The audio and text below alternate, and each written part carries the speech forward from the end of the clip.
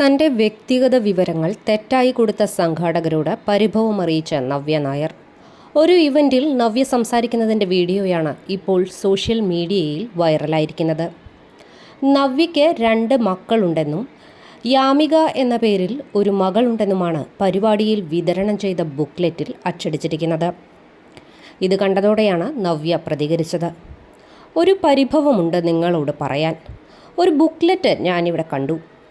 അതിലെഴുതിയിരിക്കുന്നത് എനിക്ക് 2 മക്കളുണ്ട് എന്നാണ്. എൻ്റെ മോൻ എന്ത് വിചാരിക്കും?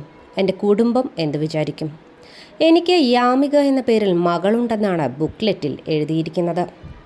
എന്നെപ്പറ്റി അറിയാത്തവർ അതല്ലേ മനസ്സിലാക്കുക, അല്ലെങ്കിൽ വായിക്കുക. എനിക്കൊരു മകനേ ഉള്ളൂവെന്ന് കുറച്ചു പേർക്കല്ലേ അറിയൂ. അറിയാത്തവർ ഒരുപാടുണ്ടാകില്ലേ. ദയവ് ചെയ്ത് ഇത്തരം കാര്യങ്ങൾ ഊഹിച്ച് എഴുതരുത്. വിക്കിപീഡിയയിൽ നിന്ന് എല്ലാ വിവരങ്ങളും സിമ്പിളായി കിട്ടുമല്ലോ. അതിഥികളെ വിളിക്കുമ്പോൾ അവരെക്കുറിച്ചുള്ള കൃത്യമായ കാര്യങ്ങൾ തന്നെ എഴുതുക. പിന്നെ വേറൊരു സന്തോഷമുള്ള കാര്യമുണ്ട്. ഞാൻ അഭിനയിക്കാത്ത കുറച്ച് സിനിമകളുടെ ലിസ്റ്റ് കൂടി അതിൽ എഴുതി ചേർത്തിട്ടുണ്ട്. അത് നല്ല സ്പിരിറ്റിലെടുക്കും. പക്ഷേ കുട്ടിയുടെ കാര്യത്തിൽ അവകാശം ഏറ്റെടുക്കാൻ പറ്റില്ല. എനിക്കില്ലാത്ത കുട്ടിയായതുകൊണ്ടാണ്. എന്നിരുന്നാലും എന്നെ ഇവിടെ വിളിച്ചതിൽ അതിയായ സന്തോഷമുണ്ട് എന്നാണ് നവ്യ നായർ പറയുന്നത്. നവ്യയ്ക്ക് പിന്തുണ അറിയിച്ചുകൊണ്ടാണ് ആരാധകരും എത്തുന്നത്.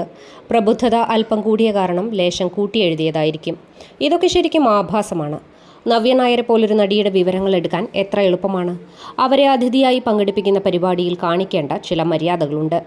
ഒന്ന്, അവരെ പറ്റിയുള്ള ഇൻഫർമേഷൻ ശരിയാണോ എന്ന് പരിശോധിക്കുക. 10 മിനിറ്റ് കൊണ്ട് പോലും കണ്ടെത്താൻ കഴിയുന്ന കാര്യങ്ങളേ ഉള്ളൂ.